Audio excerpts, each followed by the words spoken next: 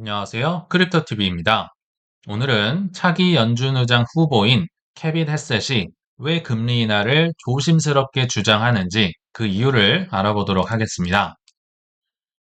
사실 케빈 헤셋이 연준의장 후보가 될 수 있었던 이유가 비둘기 중에 왕비둘기였잖아요. 근데 지금 이렇게 거의 될 것 같으니까 그런지 좀 시원하게 B컷을 해도 모자랄 판국에 갑자기 금리 인하를 조심한다?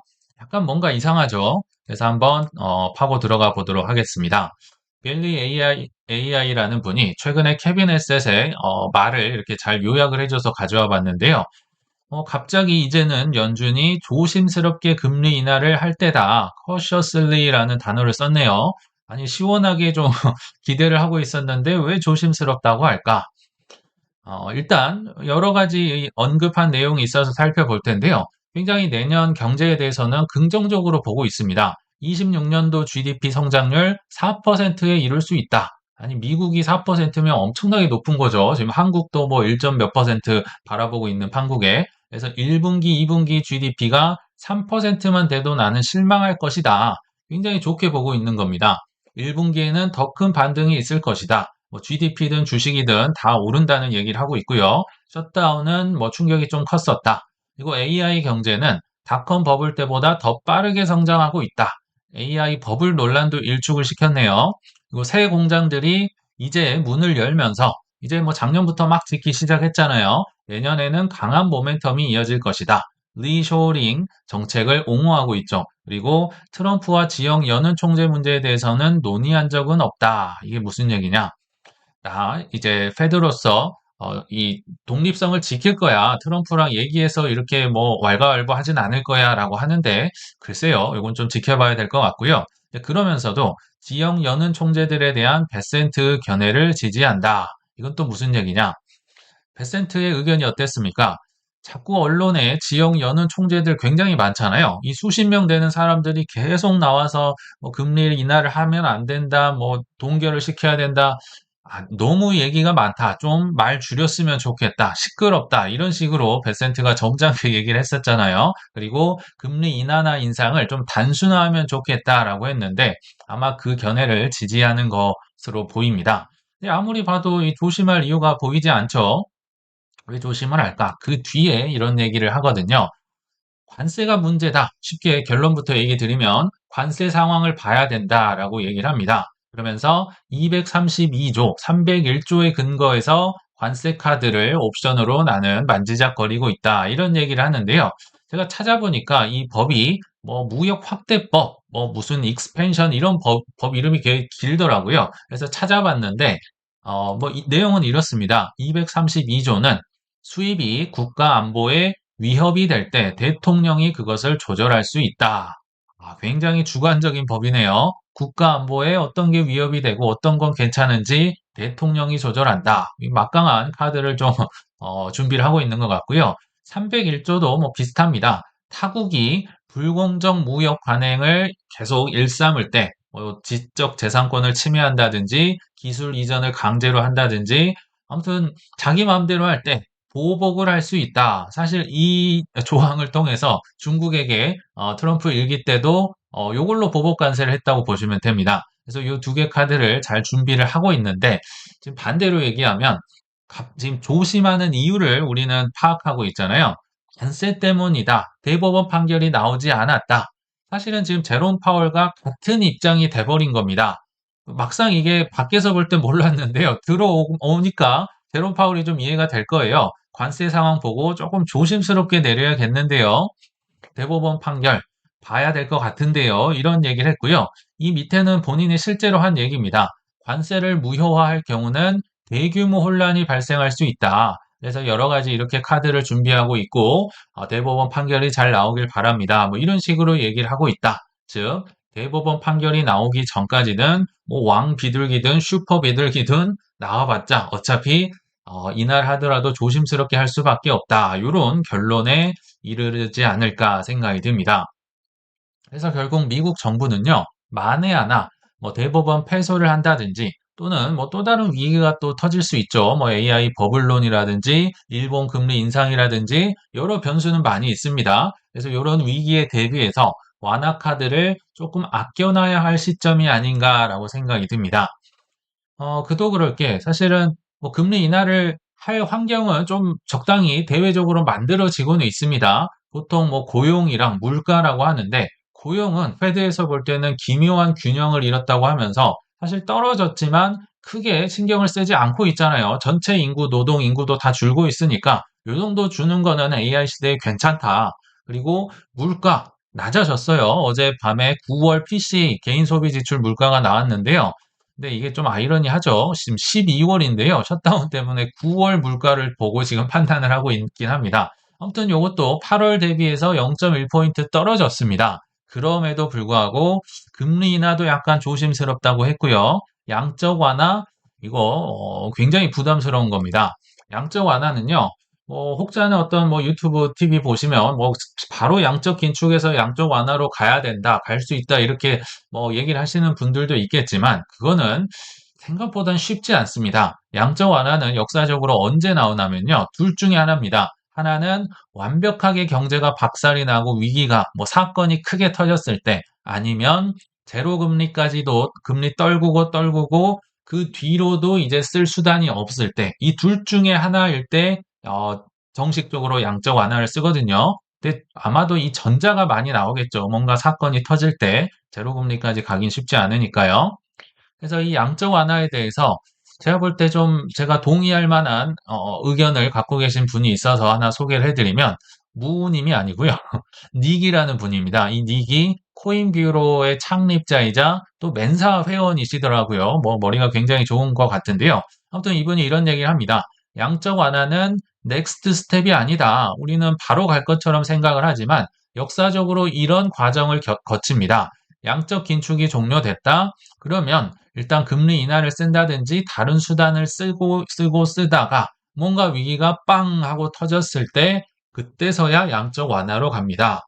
앞서 말씀을 드렸죠. 제로 금리가 그 이후에 수단을 쓰든지 아니면 뭔가 사달이 나든지. 그래서 이 위기가 터지지 않고서는요, 여기까지 가기가 생각보다는 쉽지 않을 겁니다. 우리 이제 첫 단계에 왔다는 겁니다. 그래서 무언가 부서질 때 양적 완화로 들어간다.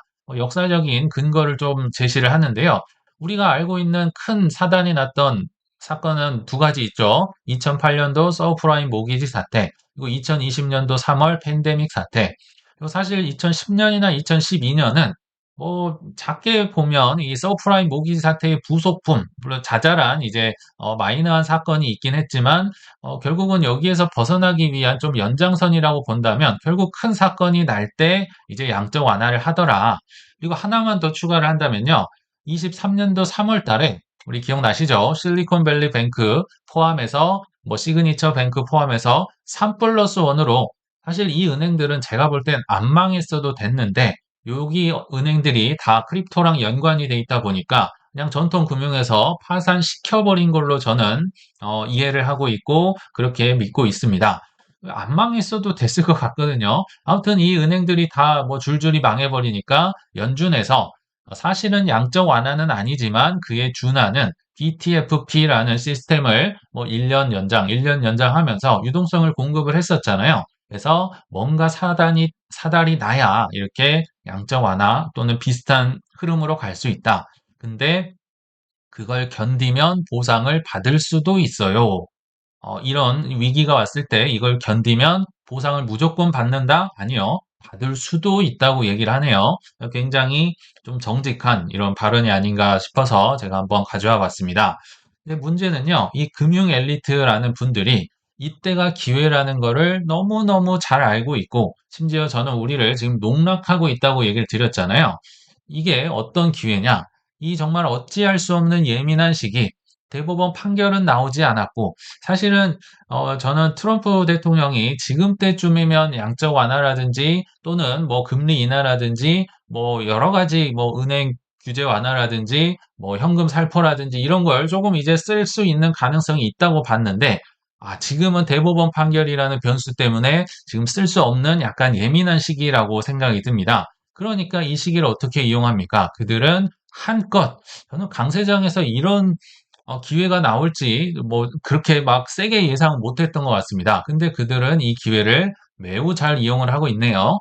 한 예로 지금 JP모건이 대대로 지금 보도를 해줬었죠. MSCI에서 스트래티지가 방출될 가능성이 높다. 우리 이미 다 알고 있는데요. 계속 나오고 있습니다. 언론에 또 나왔어요. 오늘 아침에 보니까 암호화폐 비중 높은 기업들, 그러니까 총 자산 중에 코인을 50% 이상 들고 있으면 MSCI에서 빼버릴 거야라고 또 더 블럭에서 보도를 하고 있다. 그래서 스트래티지나 뭐 여러 가지 기업들이 아웃될 것이다. 실제로 많은 개미들이 떠나가지 않았을까라고 생각이 들거든요. 그래서 뭐 여러 가지 이제 코인 비축 기업들은 시장 메커니즘에 맡겨야지 왜 너희들이 이렇게 하느냐, 중립성을 해친다, 이렇게 얘기를 하고 있지만 실제로 많이 떠났을 것 같고요. 또 여기 사실 장본인이죠. 10월 10일 그 대규모 청산 사태와 딱 맞물려서 이때 당시에 보고서를 써서 냈잖아요. 스트래티지가 뭐 이러이러하면 뭐 20억 불, 이러이러하면 뭐 80억 불 이렇게 빠질 수 있다. 그러니까 이건 거의 뭐 지금 준비를 해놓고 미리 알고 터트렸다고 보는 게 합리적으로 맞을 것 같다 생각이 들거든요. 자, 지금까지도 스트래티지를 공경에 처하게 한 JP모건이 이런 얘기를 또 하네요. 스트래티지의 회복력이 비트코인 단기 가격 방향의 핵심이다. 본인들이 스트래티지를 엉망으로 만들어 놓고요. 지금 이거 단기 가격 어떻게 될지 보려면 스트래티지의 가격이나 스트래티지의 엠나브 이런 걸 봐봐라. 여기에 보면 좋다. 채굴자들이 얼마나 스트레스를 받는지, 해시레이트가 얼마나 높은지, 지금 경제가 어떤지, 중국 규제가 뭐 많이 또 들어갔다, 뭐 테더 이슈다 여러 가지가 있잖아요. 이분들 굉장히 채굴 쪽에도 관심이 많아요. 근데 이런 것보다도 스트래티지 가격만 당신들은 쳐다보세요 라고 하는 겁니다. 본인이 안 좋게 만들어 놓고 가격만 쳐다보라고 하니까 단기적으로 얼마나 사람들을 공포에 떨게 만드는 얘기일까요? 이거 켄터필츠 제럴드. 야, 기회는 이때입니다. 스트래티지의 목표가를 무려 마이너스 60%입니다. 반토막보다도 더 내버렸습니다. 그럼에도 뭐 양심은 있는지 매수 의견이라고는 하는데요. 그러니까 예전엔 기존 목표가가 560불 가즈아를 외치다가 순식간에 229불, 마이너스 60%를 내버렸습니다. 왜 그럴까요? 이거는 뭐 어렵지 않게 예상을 하실 수 있겠죠. 어제 소개를 해드렸지만 2NE1 캐피탈의 2대 주주, 대주주가 켄터피츠 제럴드입니다. 그래서 지금 스트래티지가 위험한 틈을 타서 뭐 이들의 뭐 목표 개수를 이길지까지는 저도 모르겠지만 아무튼 매우 좋은 기회를 잡았겠죠. 더 좋은 거 사세요. 왜 MSCI에서 빠진다 이렇게 뭐 사람들이 패시브 펀드에서 빼낸다 이런 논란이 되는 걸 왜 삽니까? 투애니언 캐피탈은 그런 거 없습니다. 뭐 MSCI 규칙도 지수도 잘 준수를 할 거고요. 돈도 뭐 이러이러해서 많고요. 뭐 엄청난 마케팅을 하면서 12월 9일자로 상장을 한다고 했었죠. 기회는 이때다라고 지금 열심히 또 홍보를 그러니까 한껏 이용을 하고 있는 겁니다. 뭐 매수를 한다든지 아니면 경쟁자를 이긴다든지 수익을 거두기 위해서 오만 가지 정말 전략이 나오고 있다.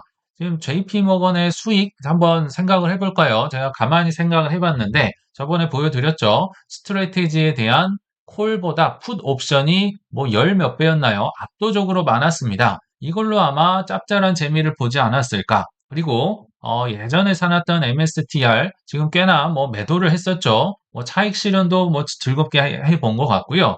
또 본인들 고객들이 패시브 펀드로 스트래티지 아마 많이 들고 있을 텐데 이렇게 본인들 JP모건에서 보고서를 내놨으니까 얼마나 고객들이 패닉에 빠질까요? 그래서 이 패시브 펀드 들고 있으신 분들은 스트래티지를 이건 그냥 무조건 빠지는구나 하고 아마도 많이 팔지 않았을까?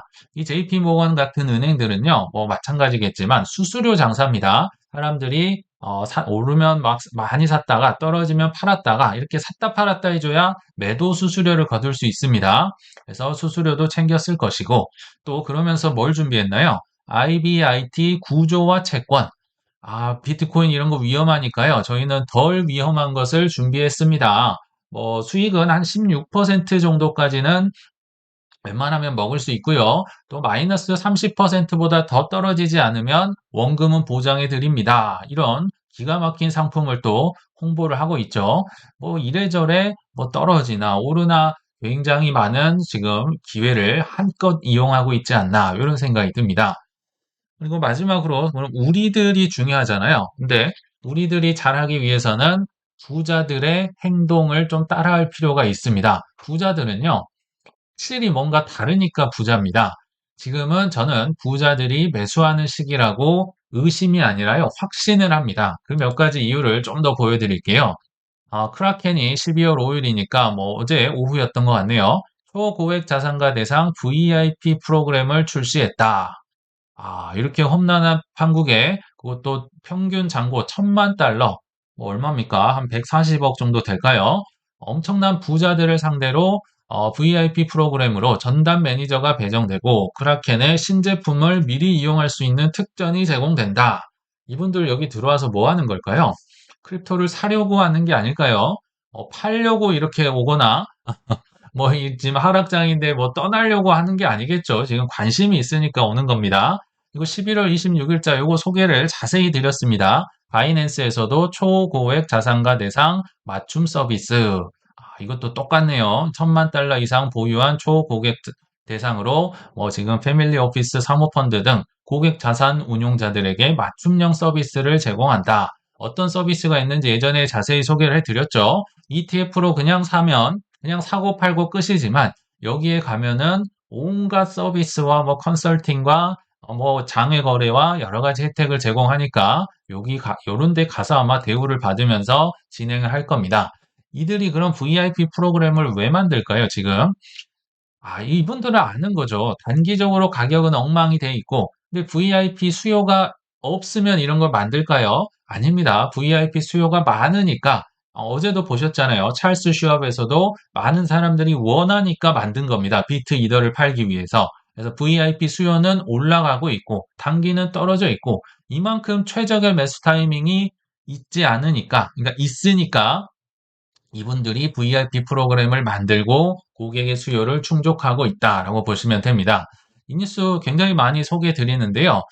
그냥 보고 넘어가시는 게 아니고 이 사람들이 왜 이러는지를 정말 아셔야 됩니다. 깨달으셔야 돼요. 자, 24년도 12월 달, 이때 무렵 우리 어땠나요? 물론 코인도 즐거웠지만 뭐 미장도 장난 아니었죠. 미장은 세금을, 국장은 원금을 바친다면서 코스피에 대한 조롱이 극대화됐을 때 계속 말씀을 드렸죠. 어떤 분이 뭐 30배 가도 저는 국장 안 가요. 이랬던 게 아직도 제 머릿속에 남아 있는데 한국의 상위 1% 부자들은 내년엔 미국보다 한국 증시에 투자할 것.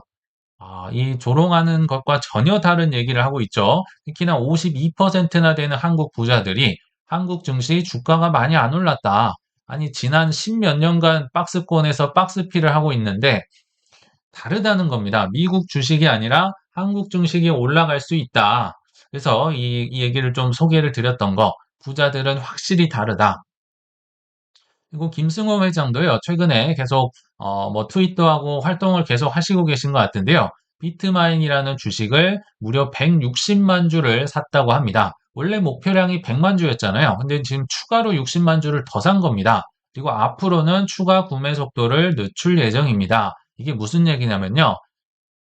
지금 굉장히 급하게 샀다는 거잖아요. 지금 이제 앞으로는 늦출 거예요. 그러니까 한 100만 주 정도 목표주까지 샀으면 사실 그만하고 말았어야 되는데 지금 그냥 그만하고 말기에는 주가가 너무 떨어져 있다는 겁니다. 이거는 참을 수 없다. 그래서 60만 주를 플러스 알파로 미친 듯이 저가에 담으셨다는 뜻입니다. 이거야말로 저는 알트코인 투자의 거의 정석과 같은 패턴이라고 보시면 될 것 같거든요. 이런 분이 읽기가 쉬울까요? 저는 쉽지 않을 거라 봅니다. 비트마인이 물론 저는 좋다는 건 아닙니다. 저는 뭐 이더리움을 더 좋아하지만 이분의 뭐 얘기가 어땠습니까? 향후 난 5년 보고 투자한다. 그리고 지금 100만 주 목표치까지 다 달성했는데 더 떨어진 거죠. 본인의 평단보다 더 떨어졌을 수도 있죠. 이 예상치 않은 상황에 60만 주를 초과로 살 수 있는 뭔가 현금도 있었고요. 뭐 이런 믿음도 있었고 그러니까 이게 맞물려지면서 무려 160만 주까지 샀다는 거 아닐까요? 그래서 알트코인도 저는 이렇게 투자를 하시면 좋겠다. 더 떨어지면 어떡하지? 떨어지면 어떡하지? 그리고 이에 대한 믿음을 가지고 어떡하지란 말은요. 어디서 돈을 구해서 사지? 이런 의미입니다. 뭐 걱정이 아니고요. 그래서 이런 것도 좀 알트코인 투자에 좀 방법이 되지 않을까 싶어서 한번 소개를 해드렸습니다. 그래서 지금 부자들은 열심히 매수하는 시기라 확신을 하는 게 지금 판이 완전히 제대로 깔려 있잖아요. 거래소의 VIP들 프로그램을 바이낸스를 필두로 해서 계속 만들어지고 있고요. 뱅가드에서도 뭐 본인들 거는 아니지만 이제 뭐 헤데라 ETF까지 판다고 얘기를 드렸고 JP모건도 비트 이더 뭐 담보대출의 구조화 채권의 난리도 아니죠. 찰스 슈왑도 비트 이더까지는 그냥 증권사 거래소에서요. 그냥 비트 이더 팔겠다는 겁니다. 엄청난 수요가 있으니까 했다고 저번 소개를 해드렸고, 뱅크 오브 아메리카도 이렇게 4%까지 이렇게 구체적인 숫자로 권고한 적은 처음이었다. 투애니언 캐피탈은 뭐 본인들 뭐 이 상장도 시키고 비트코인 매수하는데 열을 올릴 거라 생각이 듭니다. 그러면 이렇게 가보시는 게 어떨까요? 하락 시기에 이 사람들은 어떻게 살 수 있지? 나는 돈이 없는데 이 사람들은 어떻게 한 거지? 이거를 고민을 하셔야 되고요. 그러니까 남을 욕하고 막 이게 아니라 그러면 아무것도 안 하죠. 남이 잘못했는데. 근데 내가 잘못을 하면요. 이 고민이 들어가고 하면서 이 실력이 늘어납니다. 뭐 포트폴리오를 어떻게 갖춘다든지, 뭐 현금을 어떻게 좀 숨겨 놓는다든지, 뭐 해지 자산을 어떻게 한다든지 이게 이제 실행이 돼요. 그래서 바로 돈을 벌지 못한다고 했습니다. 지금 악순환인 분들은 계속 악순환, 너무 힘들어 이렇게 되는 거고요. 이거를 어느 정도 겪고 고민을 하신 분들은 선순환이 그래도 일어납니다. 아, 이거를 팔아서 사볼까? 뭐 어떻게 해볼까? 이런 식으로 선순환이 나올 수 있다. 근데 이게 바로 돈을 버는 게 아니고요. 그래서 악순환에서 선순환까지 가는데 저는 8년 걸렸습니다. 돈을 버는데 8년 걸렸어요. 그리고 뛰어나신 분들은 한 4년 정도 후에 이런 고민을 하고 실력을 갖춘 4년 후쯤에 좀 그래도 큰 돈을 만질 수 있구나. 저는 8년이었어요. 여러분들은 4년 만에 좀 돈을 많이 버셨으면 좋겠다 생각이 듭니다. 그래서 오늘의 결론은요. 어, 재밌는 얘기로 마무리해 보겠습니다. 지금 우리가 피해야 할 것을 하워드 막스 아시죠? 그분의 경험담으로 한번 마무리를 해 보겠습니다. 그는 뭐 말할 것 없는 훌륭한 투자자였지만 그의 아버지는 도박으로 항상 재산을 탕진한 사람이었다라고 하는데요. 그 아버지가 항상 돈을 날리던 어느 날 경주마가 이제는 한 마리만 출전하는 경마가 있다. 보통 여러 마리가 뛰어서 가잖아요. 근데 한 마리만 나온답니다. 야, 이거는 이제 혼자 달리니까 100% 이기는 게임이다라고 생각을 하고 월세돈을 내기에 걸었는데요. 이 경주마가 갑자기 담장을 넘어서 달아나 버렸다는 정말 소설 같은 영화 같은 이야기가 있습니다. 이만하면 됐지 하고 올인, 이만하면 됐지 하고 올인했다가 이게 계속 빈털터리로 사는 분들의 모습이 아닐까 생각이 드는데요. 조바심을 내면서 한 방에 만회하려기보다는 꾸준히 내 믿음의 자산을 모아가는 편이 가장 빠르고 안전하게 돈 버는 길임을 기억해 주시길 바라면서 이만 마치겠습니다. 시청 감사합니다.